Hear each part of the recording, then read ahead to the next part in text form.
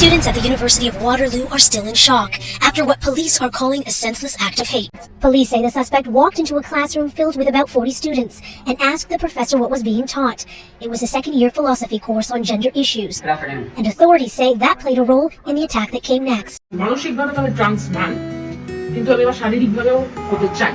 আমরা সমাজের মূল স্রোতেরই মানুষ, আমাদেরকে আলাদা করবেন না। Organ, what should I say, diversity also exists. And it is as diverse as you can believe. Like you could have people with both kind of organs. Yeah, you could have people with no organs, like neither sex. Okay. Or there could be so many things like with the society and social media and whatever is going on around us. A lot of our generation is also questioning. Sometimes women don't feel safe. That's what I'm saying. So that's why, yes, we need segregated washrooms. Still, everybody gets on that same page. Like a woman, and she's attracted to another woman who also feels like a woman. There are two lesbian women.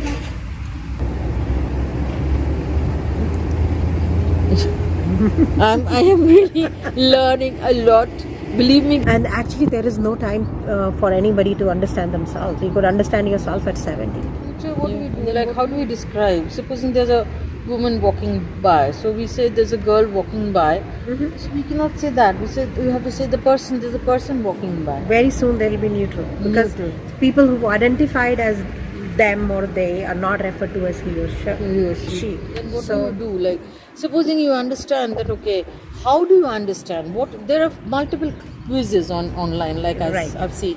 So when I look at the quizzes and I see, oh my God, this is also matching with me. This is also matching with me.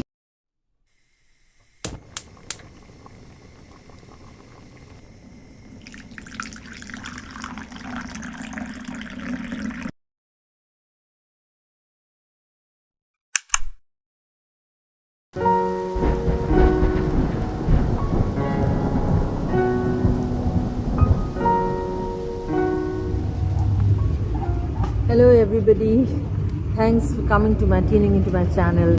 And today I have with me Anju Rajan.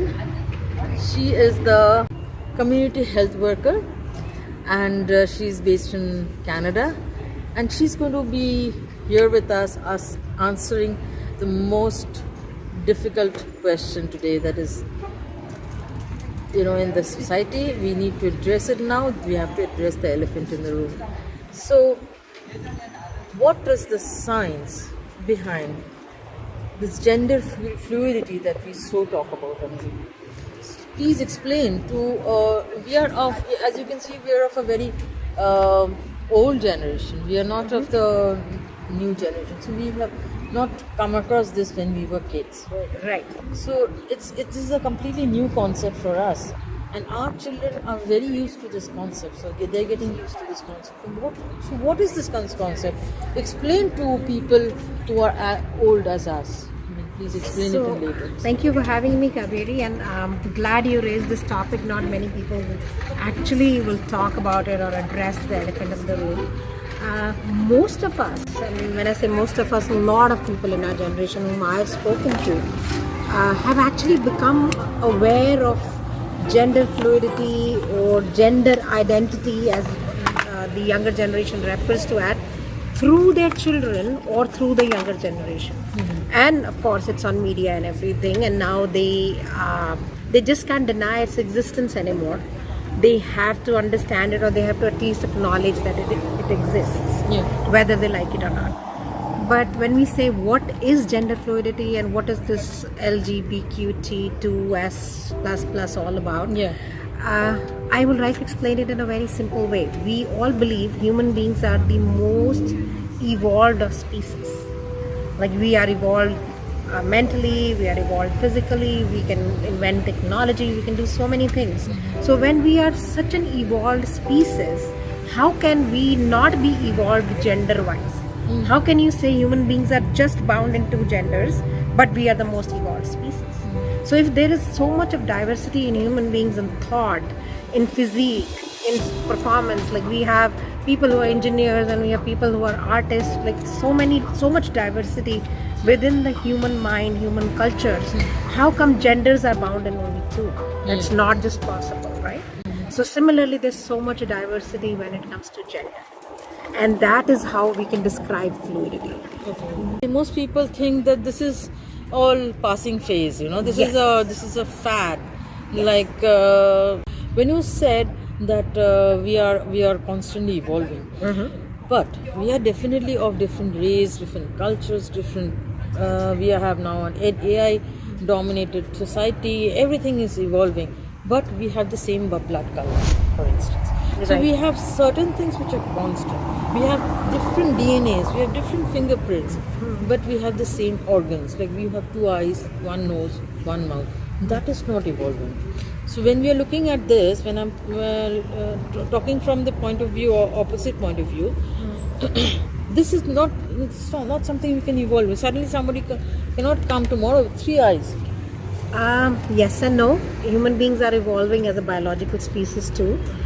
For example, we had muscles in our ears which moved. They don't move anymore. Okay. They're called vestigial organs. Similarly, we are evolving on every aspect. But yes, you're right. When you talk about gender, what you're trying to say is that this has been existing forever. Yeah. Right, which is true. And that is again where we should look back. If we even look back at our own, let's say, Hindu culture, gender fluidity has existed forever and ever. And I will just give 2 simple examples. Everybody is aware about Shiva. Shiva is the Adi god. And we have all worshipped a form of Shiva called Ardhanarishwar. Yeah. And Ardhanarishwar is like Shiva and Parvati together, or man and woman together. We even have statues dedicated to Ardhanarishwar, which is basically a concept of that 2 genders can exist within the same person. Yeah. And this is just like going One from example. Shiva. There's another very popular, you've heard of Bhagirath, the King Bhagirath, who's credited by having brought Ganga down to earth. Bhagirath, yeah. So if we So it seems, according to mythology, Ganges or Ganga, the river Ganga, had been stuck in heaven. To get proper funeral rites, Hindu sages and kings tried to bring Ganga down on earth. However, this was easier said than done, because despite severe penance done by the several kings, Ganga stuck to her place in the heavens. This crisis worsened when King Dilipa, who was the reigning king at that time, I guess, died without an heir. In the heavens, Brahma became very worried and consulted Shiva, who told King Dilipa's 2 widows that with my blessings you will now have a son. The women were perplexed. How, they asked, without a man how can we conceive? Shiva told them that with his boon they would have the power to bear a child without a man.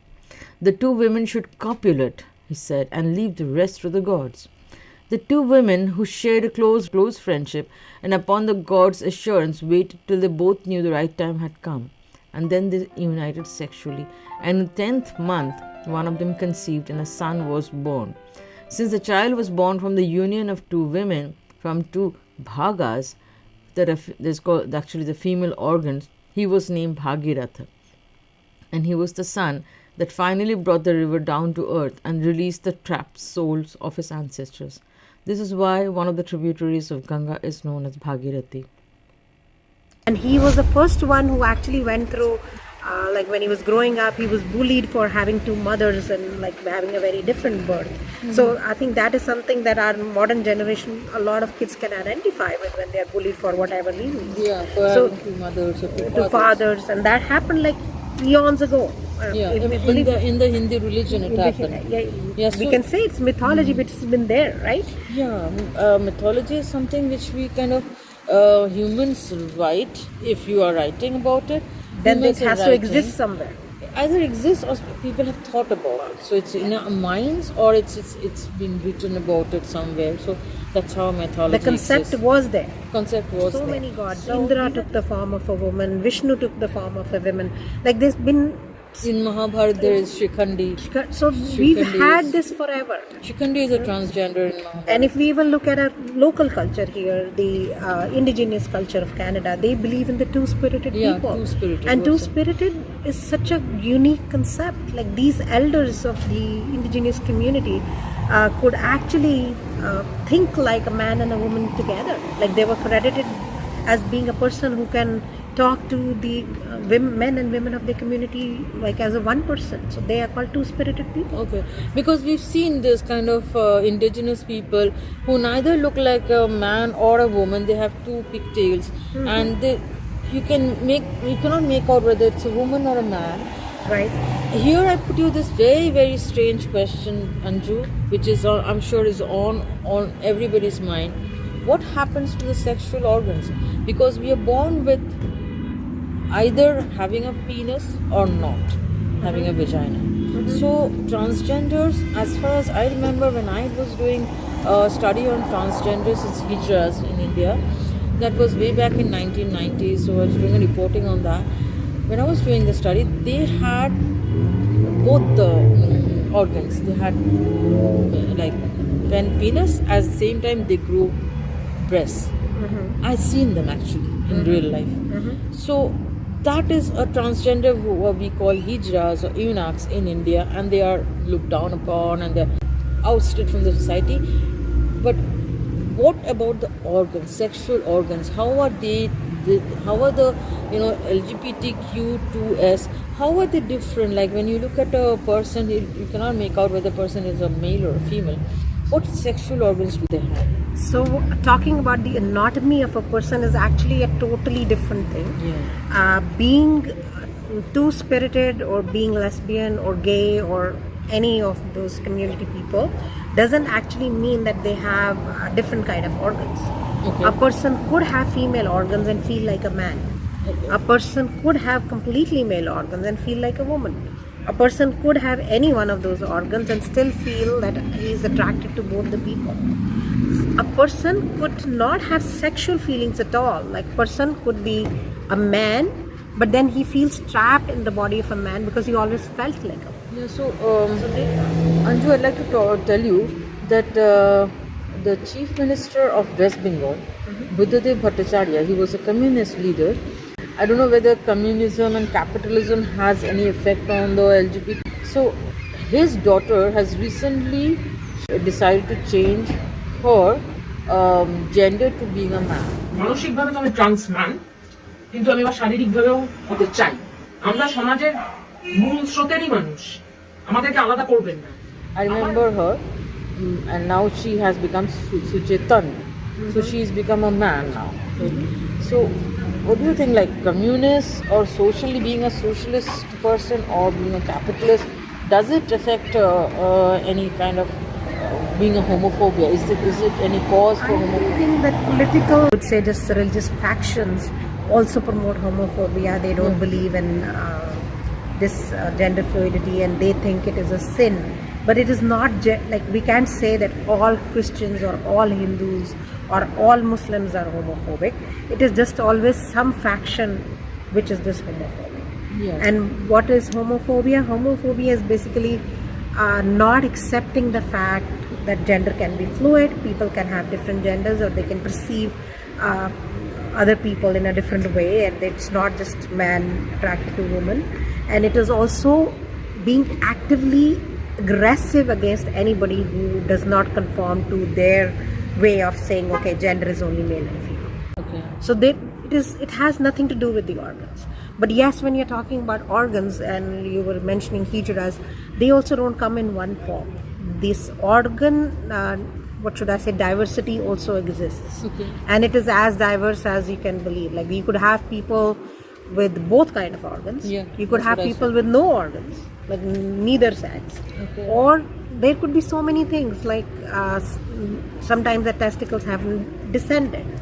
That person is a man, but no, okay, it's there's inside, but then he's classified as one of those people. Okay. There could be a lady, a woman, who doesn't have the opening. She has a vagina and uterus, everything, but she doesn't have an opening.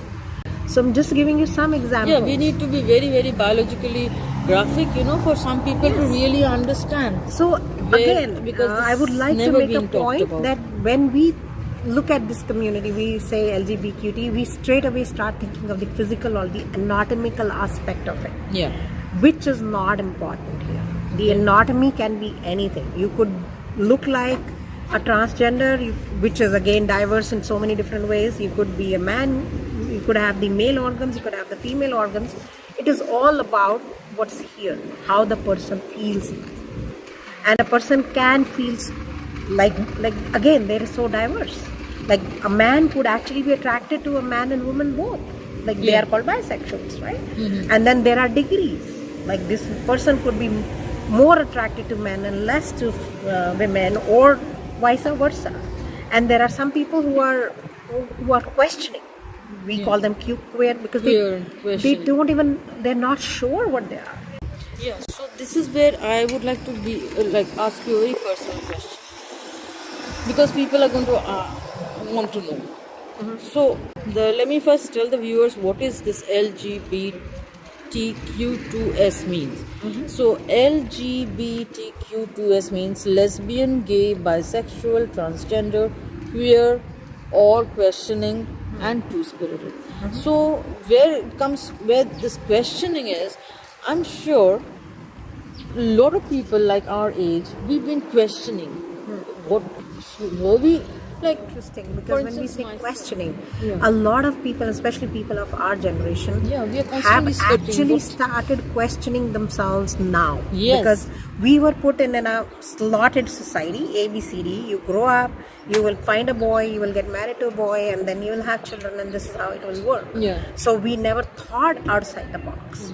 But now with the society and social media and whatever is going on around us, a lot of our generation is also questioning. Yeah. And actually there is no time. Supposing you understand that, okay, how do you understand what there are multiple quizzes online, like Right. I've seen.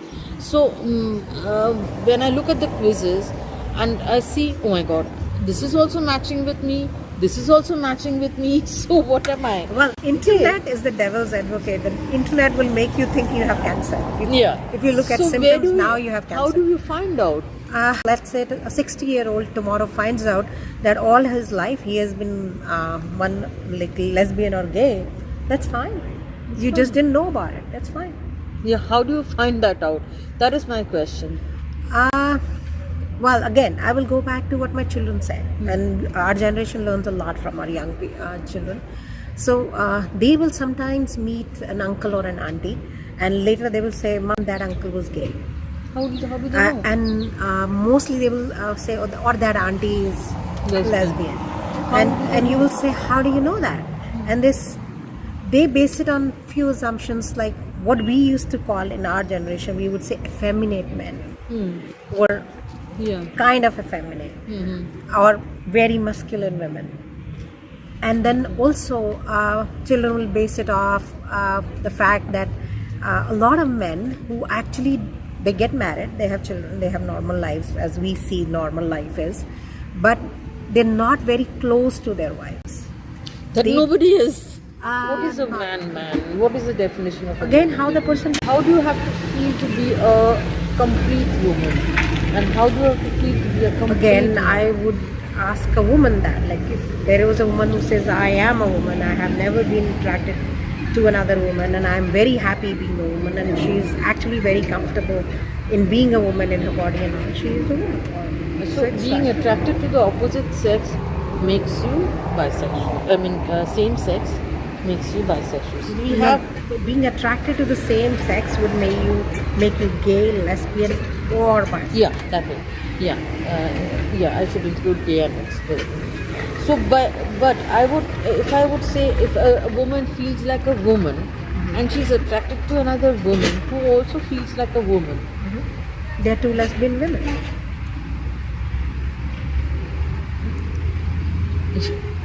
I am really learning a lot. Believe me, guys, I'm learning like you are. I would say I'm no is the hardest part. Yep. I think evolution is already there. It's happening all around us, but accepting it and realization of it. So When what do you think is the next thing for the next generation to accept? Like, what do you think can come up that can surprise us? Like, this thing had surprised us, right, in the beginning. Well, again, I'll just go back to my children, and they say next generation could have AI partners. They could have an AI girlfriend or an AI boyfriend or AI animal, whatever. It could be just AI, not a human being at all. It could be animals also. Guys, it's like it's very interesting because world is very Nothing is Just static. what, as human beings, because we are evolving and diverse, I think we should just keep an open mind and accept everything for the way it is. Yeah. So even if you do get shocked, like don't everybody is getting shocked, you have to accept it. Acceptance is the final thing, because we are looking into a society now which is, as I said, unisex spas, unisex, because you'll be then not looking at that person in the spa, but learn to not to be rude when we go into a unisex bathroom, which is going to slowly come up, because probably they're going to be a women's bathroom, a men's bathroom, and a unisex bathroom. Most people will do Maybe that. that's the way That's to start. the way to start. Yeah. So that's going to come up very soon, I guess. Soon, and then we are looking at okay, gay marriages are everywhere. We're looking at all those things. We could be looking at a next generation of people getting married to AI, or having AI as a partner. And AI is getting married to AIs. Yep. Because intelligence can evolve to We any are level. coming to a point where we cannot have the fluidity. That is bearing a child. Right. So male, again, biologically male people cannot bear a child. Biologically females bear a child. So that's very, very strictly identified. We cannot cross that. There's no fluidity over there. It's like a Great Wall of China over there. Yeah. So far. Yes, Now, so far. Yeah, technology will change Technology might change that. Yeah. Put a uterus in a male, Or whichever way. whichever way. So bearing a child. I'm not saying adopting a child or having a child through surrogacy or whatever science has evolved into. I'm saying bearing a child in your own stomach with your own body juices, feeding it with your own body juices. That natural thing is not allowed with men. Right. So that's where nature stops. So how do you think the transgender, when people are becoming so fluid in the recent times, how do you think they're going to adapt to this natural separation, So men, if there is a couple who are men, they will normally just get a baby through surrogation or adopt one. And if it is two women, one of them decides to have the baby, and it's both of their baby. And science also now allows you to have chromosomes from two same-sex partners be in a baby. Okay. So that happens. They So do the that. genes exist in Genes one baby. exist.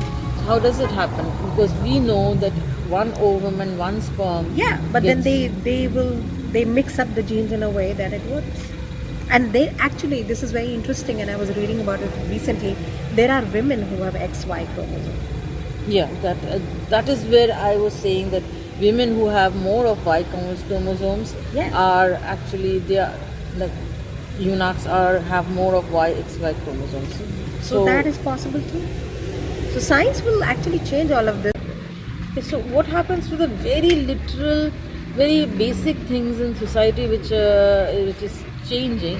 But which bathroom do they go to, for instance? Which spa do they go to? Which gym do they go to? So again, and I would say in more tolerant societies and more accepting societies, as the one we live in, that is changing very rapidly. Now you have unisex washrooms in most of the public spaces.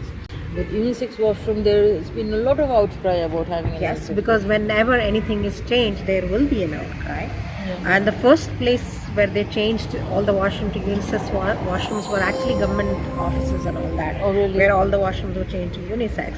Yes, we still have segregated washrooms, and the segregated washrooms are still needed because not everybody is on the same page, and sometimes women don't feel safe. That's what I'm saying. So People that's why, yes, we need segregated washrooms till everybody gets on that same page that washroom is just a facility that you need for your bodily needs and shouldn't be for any other purpose.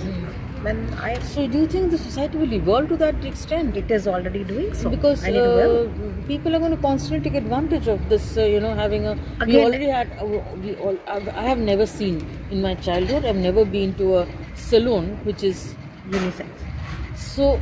I have evolved, and we've seen now we are going into a salon which is unisex, which is just maybe there's a women's section and a men's section. And what about death? For instance, these people, any of the transgenders, since you said there is the sexual organ is separate. They can be any sexual organs, but they evolve to become a man or a woman or their Whatever choice, they feel whatever like. they feel like. So when they die and their bodies are exhumed for some reason, how are they going to be identified as a male or a female? Because there are only Actually, two kinds of identification. that would depend. Do we need to identify the gender of the body? Supposing you need to, there has been a murder, or supposing. So if there has society been a criminal murder, so crime is then going the on. identity already exists. That ABC person died. What did this person identify? Because right these days, even when you sign, you say he, she, or these are the pronouns Yeah, I'm yeah. using, right? So if you have all that and you are the person being looked at, they already have the identity. They have the they identity. Yes, but supposing they exhume somebody else, which is a male, so they do not know that this person is they who's been murdered. Right. Right. So You're talking about an unidentified body. I'm body. What Okay, happens so to that? now is the see, they will know the sex of the body from the organs when they exhume a body, but is the gender of the body actually important to murder investigation? Yeah. No. Maybe it's like maybe they'll. And coming to that, from that we'll come to this point. Can you explain what this difference between sex and gender? So sex and gender are two separate things. Sex is something that you're born with. Okay, these are my sexual organs. Whereas gender is what you feel like. Okay.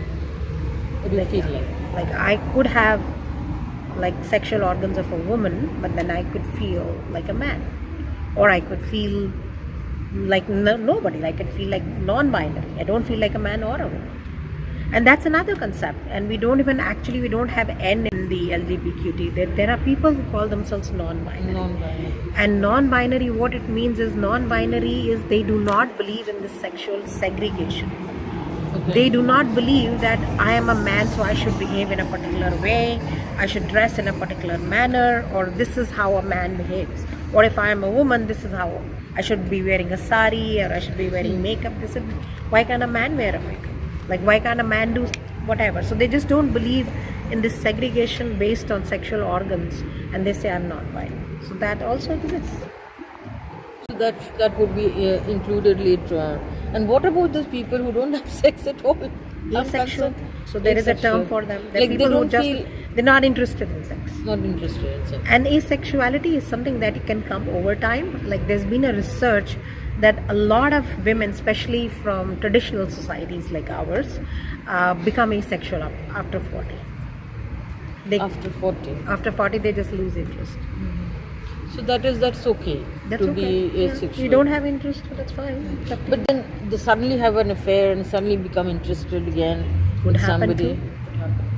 So most of the people lose interest in their husbands, or husbands lose interest in having sex with their wives after a few years of time, and that is all right. That's all Everything okay. is so with that we come to the last question. How is this going to be? What kind of legal rights will they have? Because legal rights to the known society belongs to either male or female. Like it is husband's property goes to the wife, wife's property goes to the husband, okay, and they go to the children. Now when there is this kind of fluidity and marriage is no longer what happens to the legal rights of these people? So far, wherever the gay marriage has been legalized, they have the same rights as any other couple. Okay.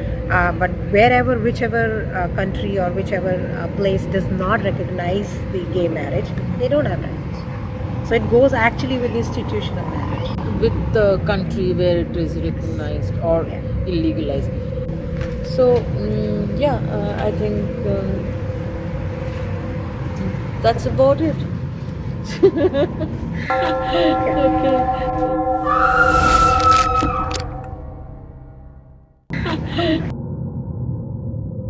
Okay guys, so I think if you have any more questions, I've been able to ask as many questions as I could from devil's advocate point of view, and also like being a very skeptical person myself, questioning this whole thing and treating this to be a fad myself. I'm asking Anju. She is, we are of the same generation, and she has children of my children's age, and she is a health worker, and she is substantiated that this is all okay. So, guys, I think we can take this as a cue. And if you have any questions, do let me know in the comment section. And see you guys.